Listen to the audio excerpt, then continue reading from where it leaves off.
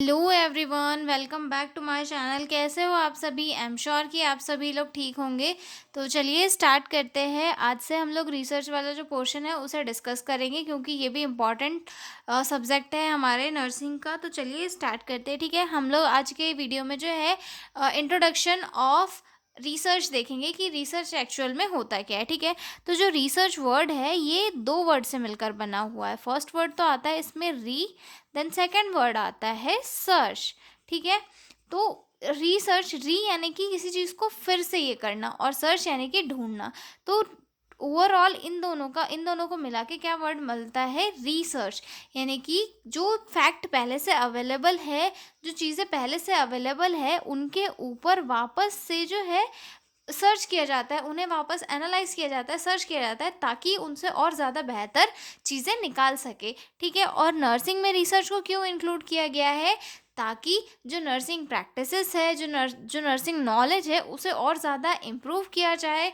जो नर्सिंग की प्रैक्टिसेस है उन्हें और ज़्यादा अच्छे से इन्हेंस किया जाए, ताकि quality of nursing care improve हो और पेशेंट को ज़्यादा अच्छे से रिलीफ मिले, और जो केयर मिलनी चाहिए पेशेंट को वो और ज़्यादा बेहतर तरीके से मिल सके। ठीक है, तो introduction of research means a scientific and systematic process to find new knowledge।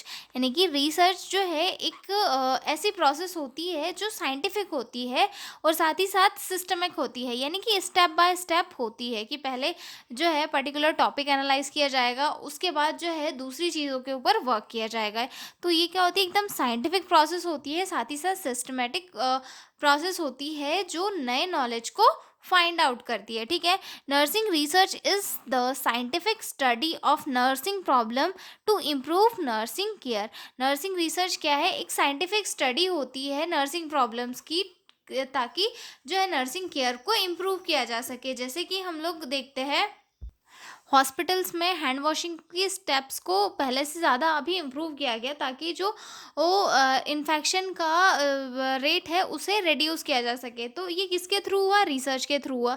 कि भाई पहले से जो है स्टेप्स दूसरी बनी थी, उसके बाद जो है उस पर वर्क किया गया, उस पर उसको एनालाइज किया गया, और उसके बाद जो है फिर से स्टेप्स आई, ताकि उन पर वर्क करके जो है अच्छे स्टेप्स को लागू किया गया, जिससे कि इन्फेक्शन के जो स्प्रेड था उसमें हमें कमी देखने के लिए मिली। ठीक है, तो नर्सिंग रिसर्च क्या है? एक साइंटिफिक स्टडी होती है जिसमें नर्सिंग की प्रॉब्लम को देखा जाता है, समझा जाता है, और नर्सिंग केयर को इम्प्रूव किया जाता है। ठीक है, it help in developing evidence based practices. और ये जो है एविडेंस बेस्ड प्रैक्टिसेस को इम्प्रूव करने में मदद करती है। मतलब इसमें जो है नर्सिंग केयर जो है फैक्ट और प्रूफ के बेसिस पर होती है। मतलब वैसे हवाबाजी नहीं होती।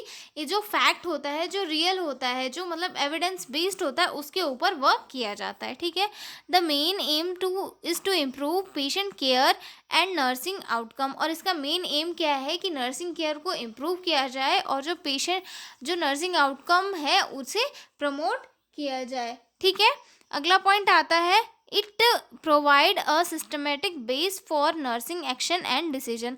और ये एक जो है साइंटिफिक बेस प्रोवाइड करता है नर्सिंग एक्शन और डिसीजन को।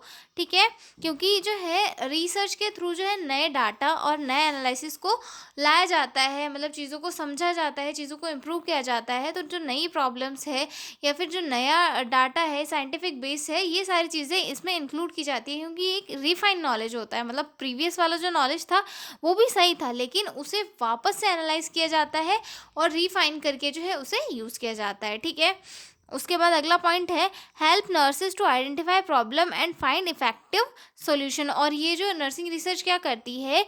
नर्सेज की हेल्प करती है किस चीज़ में? कि वो प्रॉब्लम्स को फाइंड आउट, प्रॉब्लम्स का जो सॉल्यूशन है उन्हें फाइंड आउट कर सके, और इफेक्टिव सॉल्यूशन देके पेशेंट को बेहतर केयर प्रोवाइड करा सके। ठीक है, promotes professional growth and improve nursing education. Nursing research के थ्रू जो है प्रोफेशनल ग्रोथ इम्प्रूव होती है और नर्सिंग एजुकेशन भी इम्प्रूव होता है।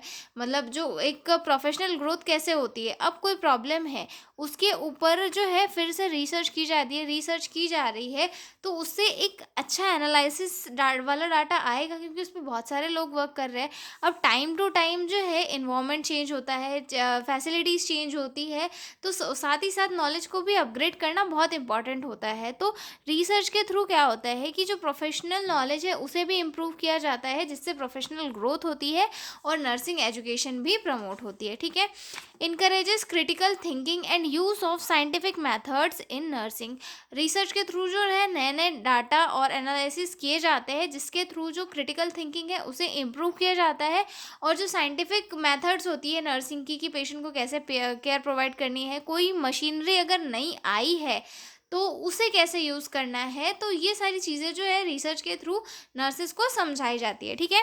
Research finding help in policy making and management of health care.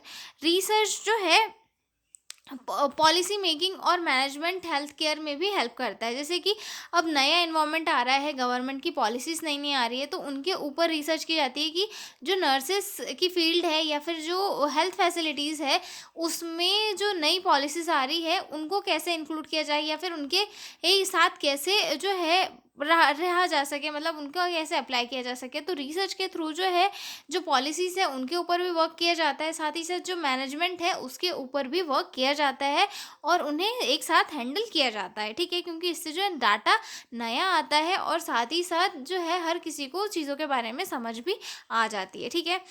उसके बाद अगला पॉइंट आता है, therefore nursing research is the backbone of modern effective and safe nursing practices. और इसीलिए जो नर्सिंग रिसर्च है वो मॉडर्न और इफ़ेक्टिव नर्सिंग की बैकबोन होती है। मतलब जो सेफ नर्सिंग प्रैक्टिसेस होती है वो किसके थ्रू होती है, नए डाटा के आने से। मतलब जो पुरानी चीज़ें हैं अगर हम आज भी वही अपनाएंगे तो क्या चीज़ें चलेगी? नहीं चलेगी। नई नई चीज़ें सीखनी पड़ेगी और नए नए मशीनरीज़ हो गए, नए नए एक्शंस हो गए, उन पे वर्क करना पड़ेगा ताकि हम आगे चल के ये जो है दूसरी मशीनरीज़ पे वर्क कर सके। ठीक है। तो रिसर्च के थ्रू जो है नर्सेस को जो नया नॉलेज आ रहा है वो दिया जाता है और उनकी जो स्किल्स है उन्हें और ज़्यादा बेहतर तरीके से डेवलप किया जाता है। ठीक है। तो ये था हमारा नर्सिंग रिसर्च। अगले अगले वीडियो में हम लोग जो इसकी डेफिनेशन डिस्कस करेंगे, और पीडीएफ नोट्स चाहिए हो तो डिस्क्रिप्शन में मेरा मेल दिया हुआ है, उस पर कॉन्टैक्ट करके पीडीएफ नोट्स ले सकते हो। तो मिलते हैं अगले वीडियो में, तब तक के लिए बाय बाय।